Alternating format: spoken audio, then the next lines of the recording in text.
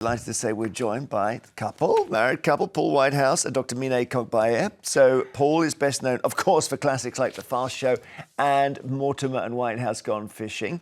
Mine is an author, academic and researcher specialising in early childhood education. And this is why they're here, particularly today. They're working together for the first time on a brand new podcast called I'm ADHD, No You're Not.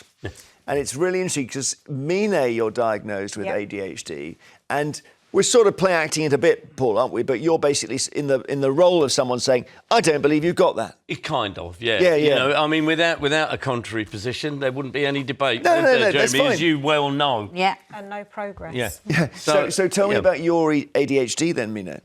Well, how it manifests, or? Well, okay. Brace yourselves. When were you diagnosed? In 2023, my then therapist recommended that I get assessed, but then following up by saying, actually, you don't really need the label, but I think it's fascinating that you don't see that you've got it. And I was like, oh, okay.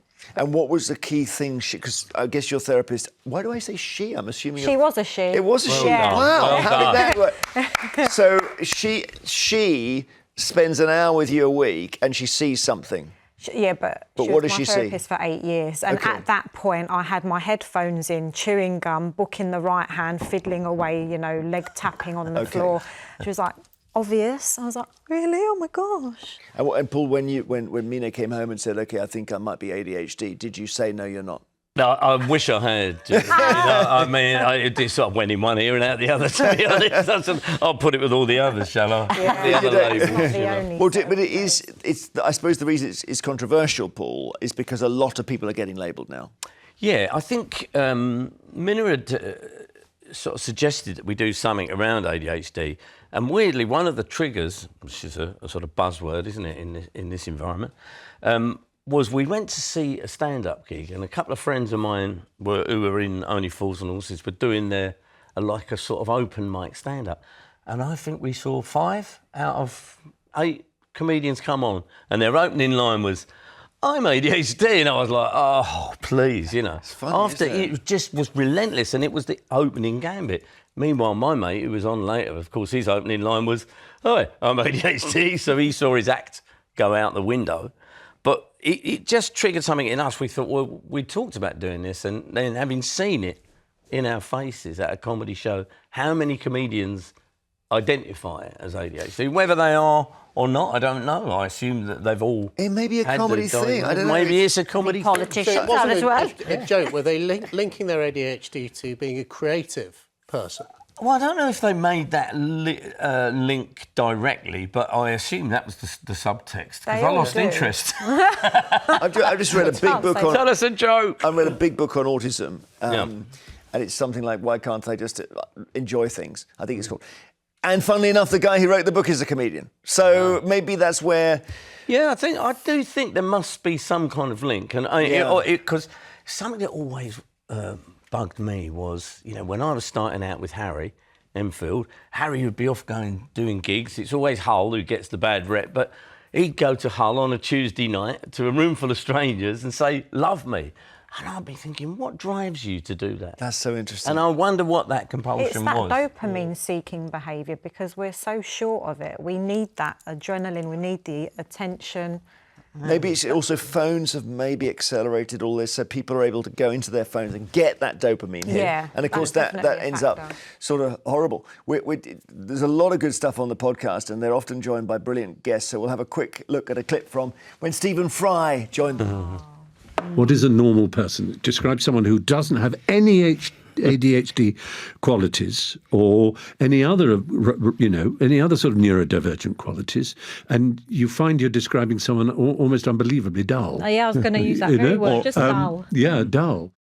We got in trouble for that bit of the interview, I have to say, assuming that the neurotypical person is dull. And we're like, that's not what we're saying here. But, you know, we need more embracing of our differences. But isn't his point there that there isn't a neuro too? My eldest son is non-verbal autistic. He's 8 years old. He doesn't talk. He's in a special school. He's on the sort of more, the more extreme end of neurodivergence. But to some extent, there is no such thing as normal. To me, he's my little boy and he's completely normal. I think that's probably where we were trying to get with it, to be honest, is to say that. who can say there's a marker for normal? There really isn't. There isn't, and it's about celebrating a shared humanity as well, not focusing on, oh, we're different because of this. It's actually, but what brings us together, and how can we not accommodate our differences, but actually celebrate them and really harness them? And I don't think that's happening. I'm trying to find the argument here because I'm trying to think of somebody who's completely normal. And, and my eyes were lighted on Carolyn, actually. I'm not. I'm Look at her not. glasses. I'm not normal. I'm on the spectrum. I've got to be. Well, I think a bit like then being, everyone is. a bit like being Exactly. a comedian. There's personality, isn't it? Yeah. It's what we Wait are. a minute, I just don't buy it. I think you can't be divergent unless 80% of people are non-divergent because there's nothing to diverge from. But where this 80% are in hiding or something, we never see them. No one will admit to being normal anymore. It's quite interesting, actually. It's a good point. Nobody does, do they? No, I don't Nobody think wants so. to be... Yes, I'm It's average, totally isn't normal, it? thank you. Normal is average. It's Who wants to be average? That's right. But It's a bit Python, isn't it? Good morning, I'm normal. Normal's become a bit of a pejorative term. So if people say, if you say, well, I think I'm normal, people go, oh, you're normal. Oh, you're saying normal, something are you? about me. Yeah. I'm I just Welsh. wonder, actually, I make wonder me whether normal? there's something about politics, show business, comedy that pulls people who are not normal together, and maybe that's why we're all sat on this panel. Yeah, dopamine. It's the courage to not conform, isn't it? Yeah. I think. I'll tell you who is normal. Theresa May is normal. Ah, no. I'm just because Jake was you were in her government, were you? Was, yeah. And I thought, there's the most normal person. Yeah, but look at her clothes. Her clothes weren't normal. And I don't mean that in a... I'm not having a pop. Nazis. She wore quite elaborate clothes, didn't she? Yeah. She had lovely, beautiful clothes and fantastic She loved the jewellery. shoulder pad. She Yeah. loved the shoulder pad. Yeah. So, OK, we've mentioned the fast show, so we chose this next clip. I'll tell you why. Because it's come up recently because people say that these two characters, you and Harry, are playing Farage and Richard Tice's deputy. Let's have a look. What's this one? Do you like Tina Turner, Ted? I wouldn't know about that, sir. No. Have you ever been to Wembley Arena, Ted? No, sir. No? Oh. It's marvellous. It's very big. Oh, it's a big place, is it, sir? It's very big indeed. Indeed it is. We should have to stay over, of course. But you'd like London, I think, Ted. We could go shopping together. I'm not sure about that, sir. So Charlie Higson there with you. Gosh, now people then say, look at Richard Tice and Nigel Farage. Superb. Well, Jake, there we are. You guys don't mind that, do you? I think one of the brilliant things about the Fast Show is that the characters are so brilliant. They cross time. I was saying to Paul earlier, it made my university, sitting around with my friends watching the show and just laughing ourselves stupid. Whatever happens in Britain, even though, I don't know, is it 25 years ago now? Yeah. 20, whatever happens in Britain, there's still a Fast Show sketch that you can go back to and go, Always. they saw it coming. Yeah, it stood the test of time Absolutely. quite well, actually. Yeah, Brilliant. we haven't been cancelled yet. Genius. Paul, you're a genius. I bet there's a few sorry. trigger warnings these days, but you haven't been. Yeah. Back to Mina, if I can for a sec. You go to your therapist. She says, I think you might be ADHD because you're using your phone while reading a book while you've got headphones on and your eyes are closed. Do you get treatment or do you just educate yourself about it or what? I chose not to medicate. I don't want to mess with the chemistry of my mind any more than it's already messed up, to be honest. But What would the medication be? Ritalin or something? It depends on the person. It varies from... It's strange, isn't it? Because it individual. seems counterintuitive, doesn't it? Because Ritalin used to be the treatment for ADHD, Yeah. and it's giving speed to they're counteract somebody with... Is that right? Non-stimulant types hyperactivity, as yeah. well. But I believe more in educating myself and looking at alternative ways of working on my weaknesses, if you want to call them, like my executive functioning difficulties. Medication works, absolutely. I'm not, putting anyone down for medicating, but they're short-term changes. But if we're working with, neurofeedback therapy, for example, specific FDA-approved games, for example, they've been proven effective in building self-regulation and executive functioning skills and actually changing the functionality of the brain and making certain brain regions more effective, if you like, then I'm all for that. Long-lasting structural changes, not quick fixes. If they say, because obviously I should say I'm not a qualified psychotherapist or indeed qualified anything. I would just say to everyone, get off your blooming screen. That's a big thing. Get off your screen. Don't do any Yeah. FDA-approved games on a screen. Get off your screen and look at trees. I agree. Oh, yeah, because, of course, Look there at we a go. tree. Fishing. Go fishing. Yeah. Go Yeah. fishing. That's More got movement is needed, more at outdoor this. activities. I was talking to director Matt about this, who loves your show. Right. And Look I at him said, go there, and he said Mortimer. it's not really about fishing, it's about male friendship. Yeah, I think that's probably very accurate. I mean, the amount of fish we catch, you'd be waiting a long time. Whereas we do, celebrate male friendship. Look at him. There we are. Moron. Soul food. Look. But Mine, I hope don't take offence to that. I'm just No, not punting at all. here. It's different for everybody. It is, yeah. And I think as a parent, we've got long 6-week summer holidays coming up. One of the questions I've asked myself for my own kids, particularly given the challenges that my eldest boy have, is what would their life be like if the iPad wasn't there or the phone wasn't there? And, life would be simpler, it would, in my view, be happier, you'd be outside more. So I think I appreciate it's really hard for mums and dads like me, they've got to go to work and all of that. But I think if we can try and capture some of that over the summer holidays and say, let's have 3 days without using a screen, I think all of our kids, and in fact us as adults, would be much, much happier. That could be your summer challenge. And That's a role very good modelling thought, it as yeah. well. I Yeah. think role modelling that as a parent is really Yeah. Oh, you're so right. Yeah. My daughter comes in, puts her phone in the cupboard, locks it away. Oh, that's wonderful. She's better than us. I mean, She's let's be honest, fantastic. we love our phones. Come on. Yeah, I'm the same. And also, So, it's that thing- it's a difficult habit to break. And I know we all say, oh, put your phone away, but it's not easy because so when we set the example. Yeah. And we're not very good at putting them down, are we? Well, it's when you have a conversation, you say, who set the world record high jump in 1992 that no Straight one... on Google. I've got recall. I've got you could instant tell me that? recall. Yeah, I could tell you that, but I'm not going to. I mean, I think he did 8 Foot Dead, this guy, and I always have to look it up whenever I ask the question. OK, so Paul and Dr. Mine's podcast, I'm ADHD, No You're Not, is available wherever you get your podcast. Do stay with us, both of you, as we look at some other stories in the papers. In the Times, Britons face a decade of rising bills in water industry overhaul. So they had this big report yesterday with 88 recommendations, and we'll just hear the Environment Secretary Steve Reed explaining why the government won't go all the way and nationalise water. Nationalisation would cost upwards of £100 billion that we'd have to take away from the National Health Service and schools. If we tried to unpick the current model of ownership, it would take years. And during that period, pollution would get worse because the companies wouldn't invest knowing that they were going to be nationalised. I thought that, Paul, this is right up your street because you spend your life by rivers and you see the sewage. What do you think of that? They just ruled it out straight away. Yeah, he dismissed it out of hand. Fergal, my old mate, Fergal Sharkey, has been campaigning. He said to me the other day, he went, and I said, sorry, Fergal. But no, Fergal has been relentless. He's been like a attack dog to force, some change on this issue for 10, 15 years. And, he's... Caroline, I don't get this.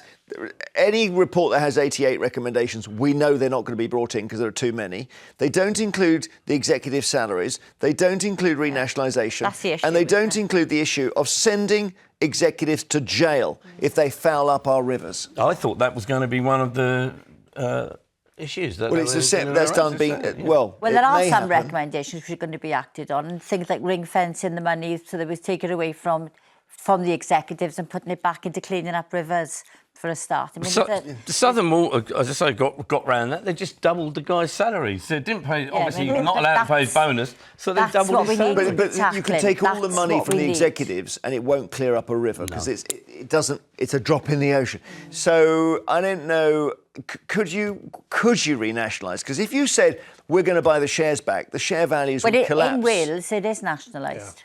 So it's actually got the worst. Yes, it is. It's actually got some of the worst pollution. I was going to say, we have got nationalised water in Wales. I don't think we should be focusing on ownership. I mean, for example, Thames Water is by any measure, in big financial trouble. You could let that go bust and bring it back into public ownership. It wouldn't fix the issues faced by Thames Water. There's been chronic underinvestment. I looked up the last time we built a reservoir in Great Britain was 1992 in Derbyshire. Since 1992, our population has gone up by 10 million people. That's why we have hosepipe. Since privatisation, by the way. But there are 4 new reservoirs about to come on. Construction at the moment. And when will they come on, though? They're under construction. One is close, but even that is. I think one is due to open this year. And what is it, NIMBYs or just lack of long-term planning? But it's lack of long-term. It's lack of long-term planning. So they're so neglected now. Bringing them back into fit for purpose is the cost is. There's a story in the Telegraph. But it has to happen. Different subject, just moving on. School suffers humour failure over father's monkey suit. Dr. Mina, I want your view on this because... So basically, he turns up to collect his child from school and the school says, please don't do that again. Yeah, I don't think he thought that one through, really. Did he not? I don't think so. He might be ADHD. Let's just see the picture. I really want to see. So he arrives in a gorilla suit. There he is. No, you just don't do that. Why not? I think it's brilliant, isn't it? Well, you'd scare so many children, wouldn't you? Well, what's wrong with being Scare scared? me. Why would you want to scare a child? Well, I just... What do you think about this, Carolyn? I don't like people wearing masks. I find it terrifying. So if I was a child, that would really spook me, I think. Unless I presented Crime Watch for 3 years. We never had a photo of a guy in a gorilla suit on that. You know, there's not a lot of offending by gorilla suit Unless I'm robbing a bank, Jeremy, I think you may find something. Well, I don't think so. I worked What in do a you garage. think? I worked in a garage late night, right next to White Hart Lane. Come on, you Spurs. And one night, a car pulled in, and the guys pulled on masks like that, and I thought, I'm going to be done here. Yeah. As it was, they were just having a laugh. But stagnant. For a moment, it was absolutely terrifying. Look, we they're can laugh children. at that, but they're little kids. Of course Unless they're going to be. clarified It's it with all the about him, teachers. not about the it's kids, a very isn't it? selfish act. Look at me, hey, I'm funny. Oh, I'm so right. I'm on my own here. I just think, let dads be dads. You're not. You think it's okay? I'm with you. Look, there's maybe steps you should have taken, like told the school. Yeah, to come in, that's all whatever. I'm saying. But Ring them up in advance. we've got to have spaces where children can suspend their sort of reality and have imaginative play. I think it's great. And actually, if you look, the latest guidance that came out from schools in the PHSE guidance is about enabling children to be more robust and taking away it's far too scary for someone to turn up in a fancy. It is basically he has come in fancy dress to the school. Yeah, but why is he that doing should it? not be. there are ways. It doesn't need to be a why. Pushes children. That's not Why about don't you children. present tomorrow's show In a gorilla suit, maybe I will. Maybe I will. Carolyn in the Times, the King has a new range of botanical beard oils. I don't know why. We must be dragging the lake for this one. Well, this is very interesting. I think it's called jumping on a bandwagon, isn't it?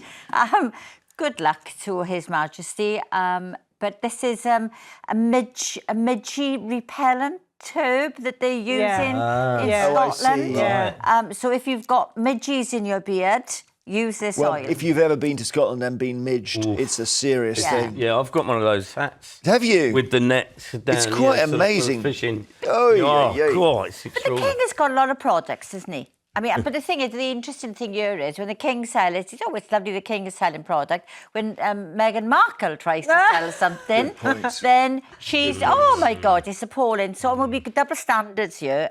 No, good point. We've got a picture of King Charles with a beard when he wasn't a king.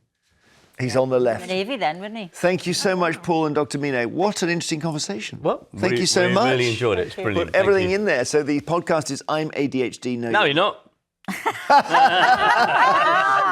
It's available wherever you get your podcast. And is normal even a thing?